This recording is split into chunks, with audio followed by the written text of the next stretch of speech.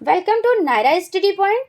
तो DSSB जो दिल्ली का एग्जाम होता है 2023 के लिए, आपके जो भी क्वेश्चन आए थे उन सभी क्वेश्चन को मैंने नोट किया और यकीन मानिए केवल एक वीडियो में सारे डाउट्स क्लियर हो जाते हैं। इसके बाद में शायद आपको कोई और वीडियो देखने की ज़रूरत ना पड़े, तो वीडियो पूरा लास्ट तक ज़रूर देखिएगा। आपके लिए ना एक एक इन्फॉर्मेशन बहुत इम्पॉर्टेंट है। अगर आप सच में इसमें सिलेक्शन लेना चाहते हैं तो आपको भी पता है कि इसकी सैलरी अपने आप में बहुत अधिक होती है। देखिए, अगर आपने सीटेट पेपर 1 क्लियर किया है तो आपको एक बेहतरीन मौका मिलने वाला है, क्योंकि आप सभी लोग परेशान है कि वैकेंसी नहीं आ रही है। जो यूपी के हैं वो सबसे ज़्यादा परेशान है कि वैकेंसी उनको नहीं मिल रही है, क्योंकि 4 साल में वैकेंसी नहीं आई है। तो अगर आप लोगों ने सीटेट पेपर 1 क्लियर किया है तो आपको बेहतरीन मौका मिलने वाला है। वो आपका क्या मौका है? वो है DSSB दिल्ली में टीचर होते हैं, उनके लिए आपको बेहतरीन मौका मिलने वाला है। देखिए, इसमें ये देखना होगा कि अगर आप अदर स्टेट के हैं तो आपको सीटेट में कितने नंबर चाहिए होते हैं, ये सबसे बड़ी प्रॉब्लम होती है। दूसरी चीज आपको ये बनेगी कि योग्यता क्या क्या होनी चाहिए, बीएड को शामिल किया जाएगा कि नहीं, सबसे ज्यादा यही पूछा जाता है। सिलेबस के बारे में आपको बताया जाएगा। आयु की सीमा, किसको कितनी छूट मिलेगी या नहीं मिलेगी, कोविड के लिए कितनी छूट दी जाएगी, इस वीडियो में बात करने वाले हैं हम लोग। और जो एग्जाम पैटर्न है आपका, या एग्जाम पैटर्न होने वाला है, वो एग्जाम में क्या क्या पैटर्न है या क्या क्या पैटर्न बनेगा और कौन कौन से प्रोसेस से आपको गुजरना पड़ेगा, इन सभी चीज़ों के बारे में इस वीडियो में बात करेंगे। ठीक है ना? चलिए शुरू करते हैं। सबसे पहले मैं आपको बताती हूँ कि एक जो RTI दाखिल किया गया था, RTI में यानी RTI के थ्रू ये फरवरी में आया, यानी 1 फरवरी के आसपास आया। ठीक है, इसमें आपको सीट दिखाई गई कि कितनी कितनी सीट्स खाली हैं। तो हम लोग बात करने वाले हैं PRT की, और PRT में कितनी सीट खाली हैं। तो RTI जब मांगा गया तब बोर्ड की तरफ से जवाब दिया गया था कि देखिए, इसमें 1126 पोस्ट, मतलब कितनी पोस्ट, लगभग देखिए 1000 प्लस पोस्ट PRT में खाली है। इसमें थोड़ी सी घटबढ़ भी सकती हैं। पिछली बार जो पोस्ट आई थी वो 500 के समथिंग थी। देखिए, वो 500 के समथिंग थी। अब की बार जो आने वाली है वो 1000 के आसपास आने वाली हैं। बात करेंगे कि वैकेंसी कब तक आने की, यानी आने के चांस है, तो मानकर चलिए मार्च के लास्ट या अप्रैल में ये वैकेंसी आपको देखने को मिल जाएंगी। उसके बाद में बात करूं कितना समय मिलेगा आपको पेपर के बीच में, तो लगभग 6 मंथ, यानी लगभग 6 महीने का टाइम है। पेपर जब ये नोटिफिकेशन आता है और एग्जाम टाइम के बीच में लगभग 3 से 4 महीने तो आपको मिलेंगे ही मिलेंगे। यहाँ पर वो नहीं होता है कि KVS में जैसे तुरंत नोटिफिकेशन दिया और एग्जाम करा लिया, तो इस तरीके से इसमें नहीं होता है। इसमें टाइम आपको मिलता है। आगे बात करते हैं कि योग्यता क्या क्या होती है इस परीक्षा में शामिल होने के लिए। तो जो योग्यताएं होनी चाहिए फटाफट से देख लेते हैं। देखिए, सबसे पहले योग्यता देखते हैं तो 12th में 50% मिनिमम होना चाहिए। कुछ कैटेगरीज में छूट होती है, जैसे SC ST में कितना होता है 45%, इसमें 45% होना चाहिए। ठीक है, आगे हम देखते हैं कि क्या क्या चाहिए।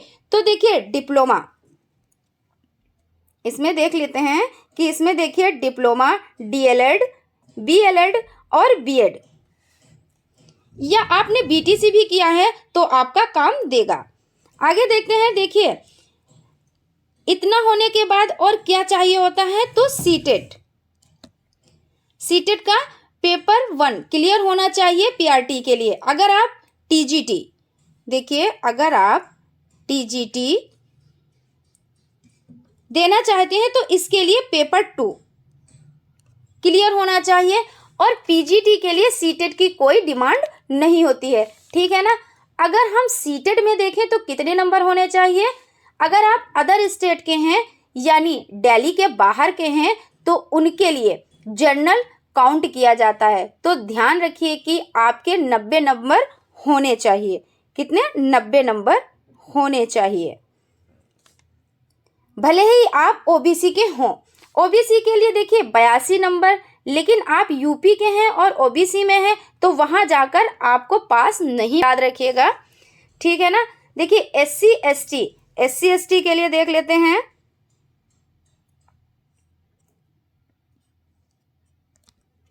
एट्टी 82 रखा गया है। देखते हैं एज, इसमें देख लेते हैं एज का क्या है इसमें। देखिए जो जर्नल है तो जर्नल वालों के लिए या अदर स्टेट के लिए 30 ही रखा गया है। और देखिए एक बात और बता दें कि महिलाओं वाली जो छूट है कि 40 साल तक का या ऐसा कुछ, तो इसमें ऐसा कुछ भी नहीं है। जितनी छूट है वो दिल्ली वालों के लिए है, अदर स्टेट वालों के लिए इसमें कोई भी छूट नहीं है। अब देख लेते हैं ओबीसी। तो ओबीसी में देखिए 30 + 3 ईयर्स और SC ST 30 + 5 ईयर्स। देखते हैं, देखिए एग्जाम पैटर्न देख लेते हैं हम लोग। एग्जाम पैटर्न जो है वो हमारा फर्स्ट जो है वो देखिए रिटन एग्जाम।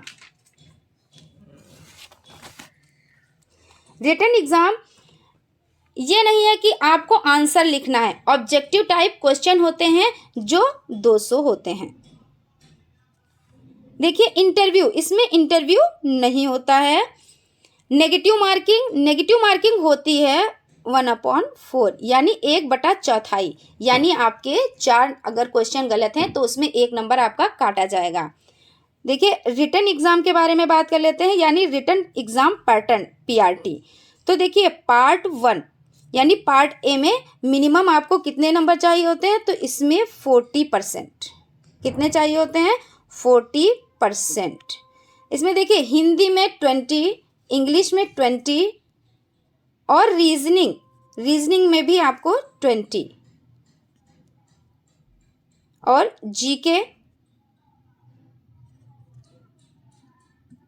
जीके में 20 और अर्थमेटिक एंड न्यूमेरिक एबिलिटी इसमें भी आपको 20 नंबर चाहिए होते हैं। देखिए पार्ट ए में जैसे कि हमने बताया कि मिनिमम 40 यानी 40 नंबर आने हैं, उसके बाद ही सेकेंड पार्ट चेक होता है। इसमें हमने आपको बता दिया कि हिंदी में 20 चाहिए होते हैं, इंग्लिश में 20 और रीजनिंग में 20 और जीके में 20 और अर्थमेटिक एंड न्यूमेरिक एबिलिटी में 20। यहाँ पर भी देखिए 40 नंबर लाना ही लाना है, यानी जो आपका सेकेंड पार्ट है उसमें भी आपको 40 नंबर लाना ही लाना है। इसमें देखिए जो पार्ट बी है तो इसमें तो आप 40 नंबर तो लाएंगे ही लाएंगे, उसके बावजूद आपको पेडागोजी में भी 40 नंबर लाने ही लाने हैं। ऐसा नहीं है कि पार्ट फर्स्ट में आप 40 नंबर ले आए और पार्ट सेकेंड में यानी 40% नंबर ले आए तो आप पास माने जाएंगे, ऐसा नहीं। आपको पेडागोजी में भी 40 नंबर लाने ही लाने हैं।